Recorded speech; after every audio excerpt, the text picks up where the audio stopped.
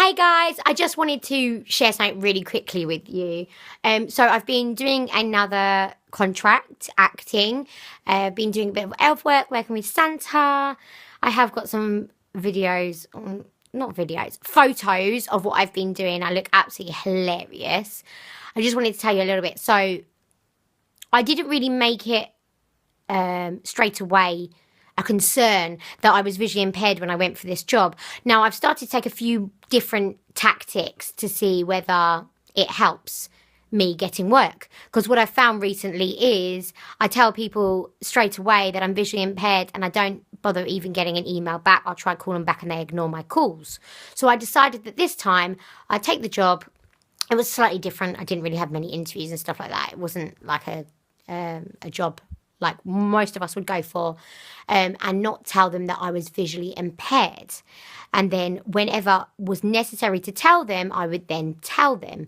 I knew that I wouldn't be putting myself in any health and safety risk, as I knew what the job entailed already. So I knew that it was okay for me to do this.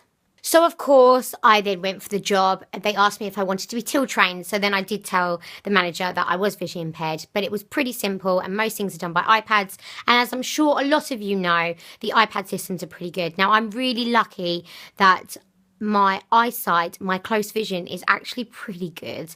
It's my long distance that causes me to be registered severely visually impaired. So I only have to use the Zoom, so that wasn't too much of an issue. And I was talking to customers, so I was getting them to fill out the details. And I knew exactly what buttons did what on the till. And thank God I'm good at maths, so I didn't have to look up the change. I just knew how to do it. So that kind of bypassed it. Also then had to do photography. Well, oh my gosh, when they told me photography, I thought, no, I'm going to try it. So I tried it and I have done amazing with the photography. So the way I've been doing is using some of the lighting that's inside the grotto, that I've noticed that when children or adults are sitting on the stools, if they're not looking at the camera, then the shadow is darker around them and it becomes light when their face faces the camera. So that's worked really well. So I can tell it by the light, because obviously I can't see their facial features or where their eyes are looking. I also thought, and I brought it up and they thought it was a great idea, that I used a rattle for any of the little children, trying to get their attention, because more than likely if I'm rattling that by the big camera, that they're going to be focused on me and asking for their name.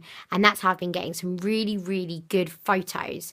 I'll have to see if I've got a few photos, not obviously of the children, but of like photos that have been taken of like us, like me and Anthony and stuff like that. So I've become a photographer as well, blind girl doing photography. And of course I've been talking to guests, which is obviously the easiest part, but also it's having that eye-to-eye contact, which is really important, and I've been making sure that I've kept that.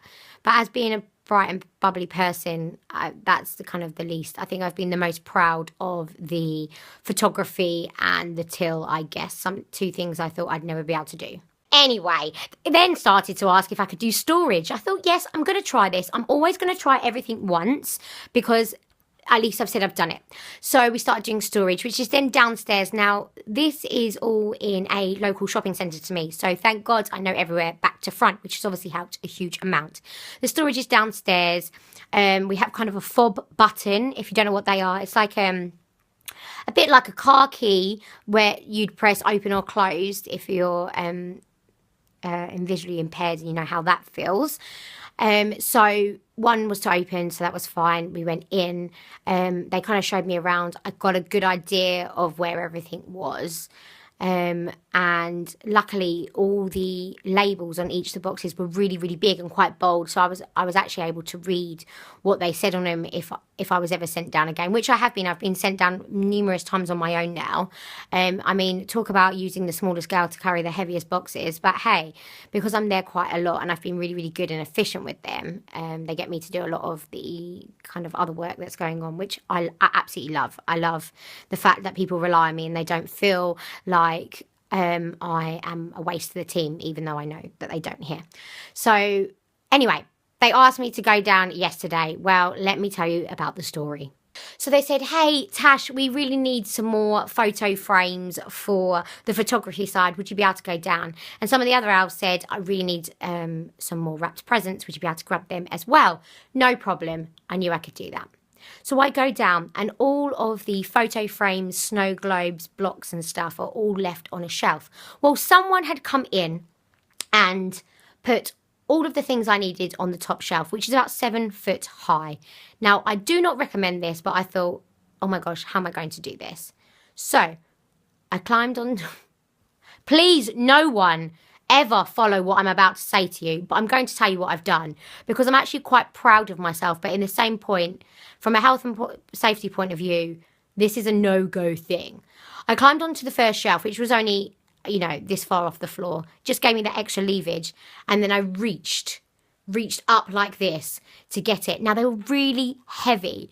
So once I'd grabbed it and I pulled it slightly off, I could then step back down to the floor and use my fingertips to pull it out until I got a balance on both hands. On my tiptoes, pulled it out and just hoped it wouldn't fall on my face. I had good balance. Being a dancer when I was younger, sorted. Good balance to get it, and I got it just into my hands. I balanced it and pull it down. Well, that was the first bit. I literally thought, oh my gosh. Next was the presents. So then I had to go through and we have to use the end of the key to kind of cut open the top to see what they were. I went through a few and the presents that they were looking for I couldn't find. So I decided to take up some different ones to do it. Anyway, I've been cutting through some. Okay, I took them. They were quite light because I knew that the photo frames that I was going to take up were quite heavy and it would be able to carry it. Fine. So I've then pushed it through the back of the storage back to the front where it's like gated and the gates roll up really slowly like on the front of a shop. If you're visually impaired, how do I describe it? It's basically like a blind that pulls up but obviously gated and that's in front of the shop to obviously prevent you going in because it's closed.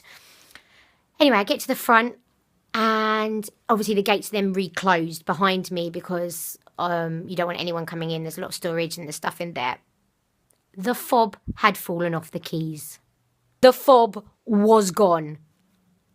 I was like, how am I going to get out? There is no other way. I've locked myself inside the shop. I was literally standing there in an elf outfit with stripy tights on and an elf hat with stripy elf shoes thinking, how the hell am I going to get out of this storage? So there I am thinking, okay, backtrack yourself. Where have you opened boxes? But of course, I'd open every box. So there I am on my own for 15 minutes on my hands and knees. And something I learned from my rehab worker, Greg, was to get on your knees and to go by every square. So you make sure you cover it. And I was on there. I mean, if CCTV had saw this, I think they would all be pissing themselves laughing.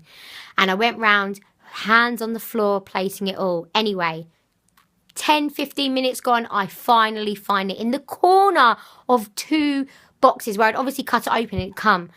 And I came out the other side. I was sweating. I then opened the fobs.